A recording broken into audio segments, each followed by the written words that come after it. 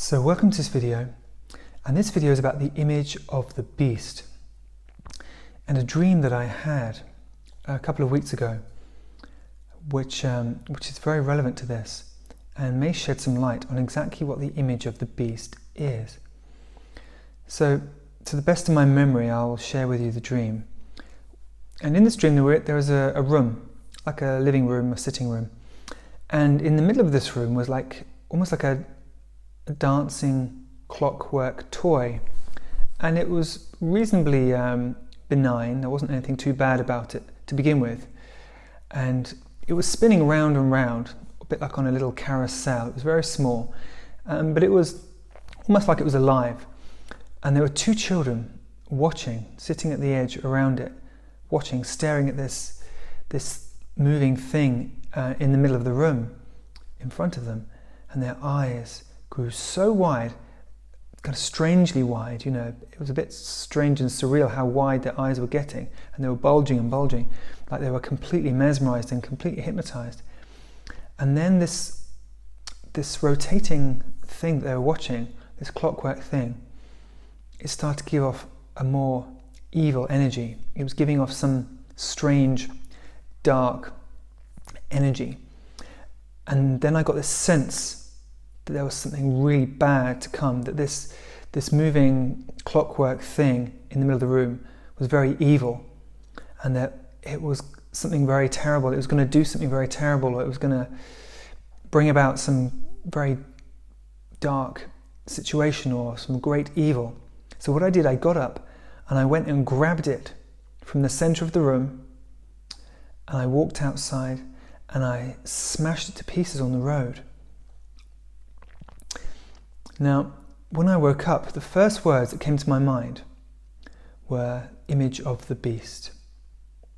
And what also was very clear to me as I woke up was that this thing that the children were hypnotized by was meant to represent the media, the screens, TV programs, YouTube, the hypnotizing media.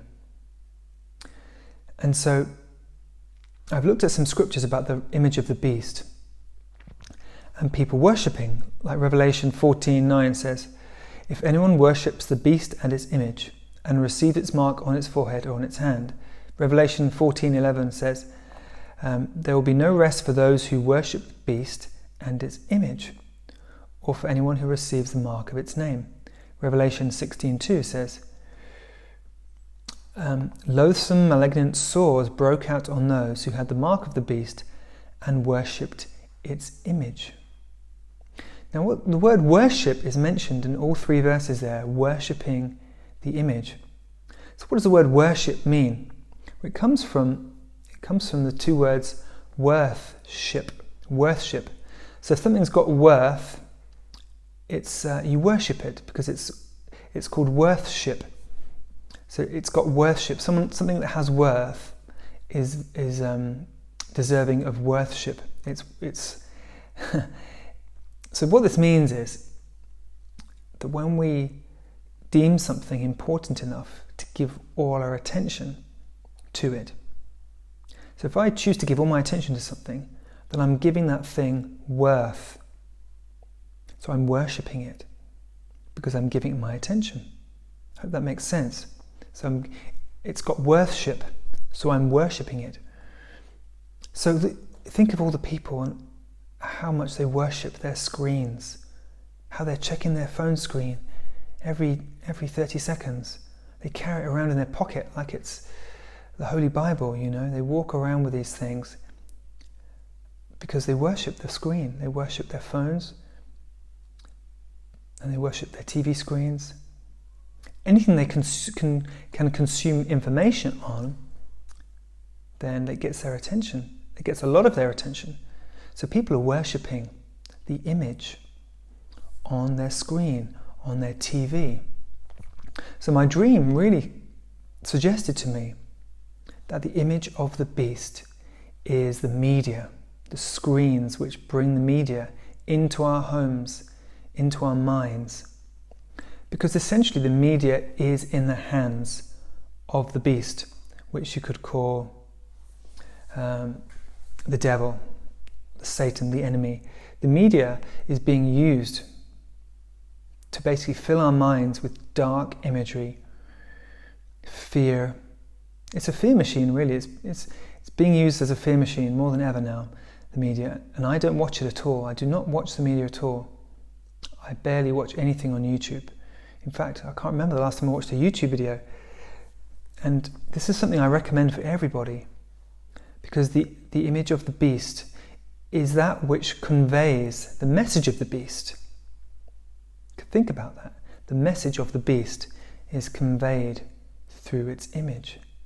And the message of the beast is fear, darkness, pessimism, hatred, all the dark things that you can think of.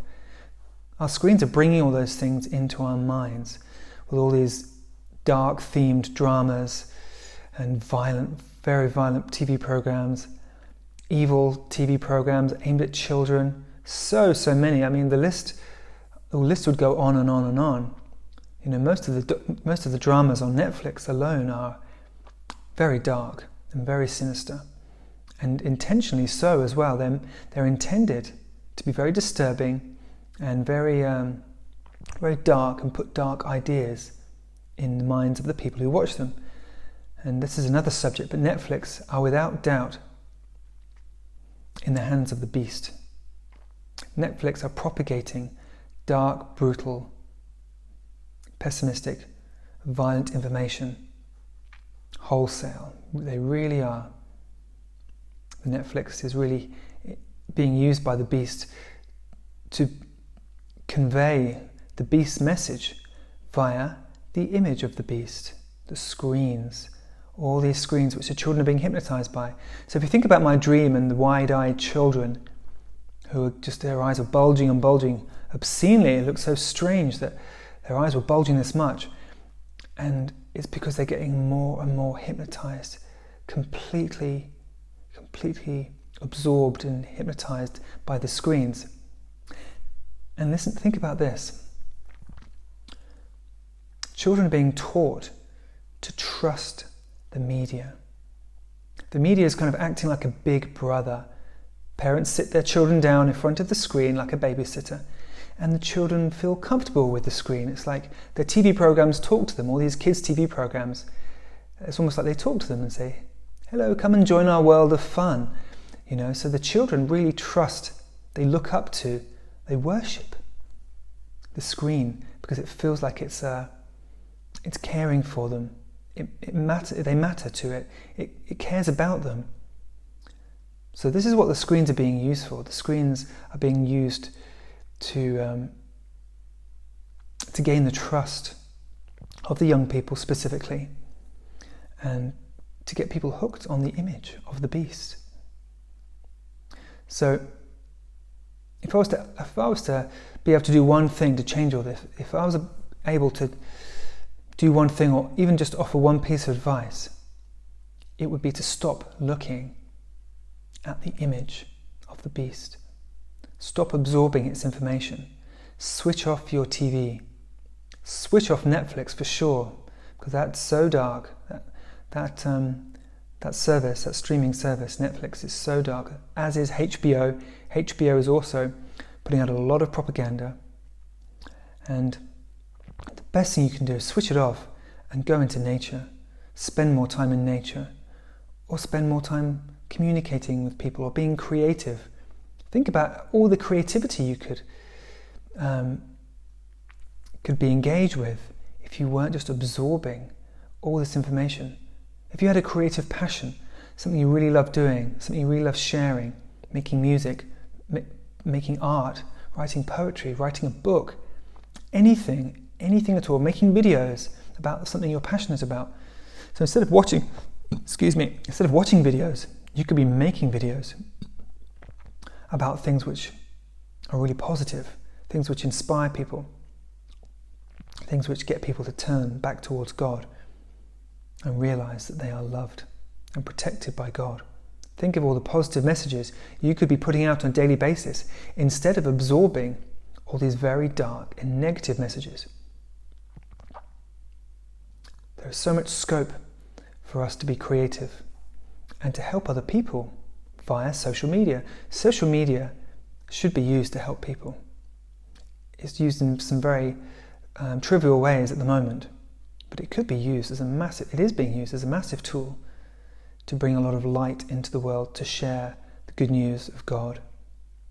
So why not use YouTube to making inspiring videos, Instagram and Facebook and Twitter for sharing important information that's going to save people's lives or save people's souls, instead of just absorbing, filling your mind with darkness and misery and pessimism and fear.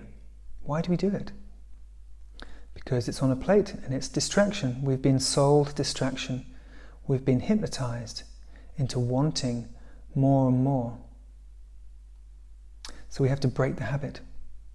We have to unhook our minds from its compulsive tendency to gravitate towards a screen, to look at information, because we don't need it. What we really need is God's information. What we really need is what God wants to tell us. If we turned our mind to God, turned away from the TV screens or our phones or our tablets, turned away from them, turned away from the dark information and turned our mind towards God, then we would learn some extremely important things about what God wants for us and how God wants to save us. God wants us to have a relationship with Jesus so that we can understand how to get through the situation, how we are going to find our way through what is going to be a turbulent time on earth, the tribulation. There is going to be trouble and struggle, but with Jesus, the struggle will be greatly minimized and we will find our way through it and we will come back to God. We will not get caught up in the darkness. We will not get caught up in the fear and the hatred. God will bring us through with faith and strength in our heart so that we can return to Him and be with Him forever in love. So please hear this message that the image of the beast could well be all the fearful, dark information. Netflix, most certainly, and all the other stuff we watch on YouTube and social media, the screen, the image of the beast, feeding us with the beast's message. So, if you can, choose nature. Don't choose the image of the beast. Choose nature. Choose creativity. Choose communication with your loved ones. Choose God. And choose Jesus. Thank you for watching, and God bless you. Goodbye.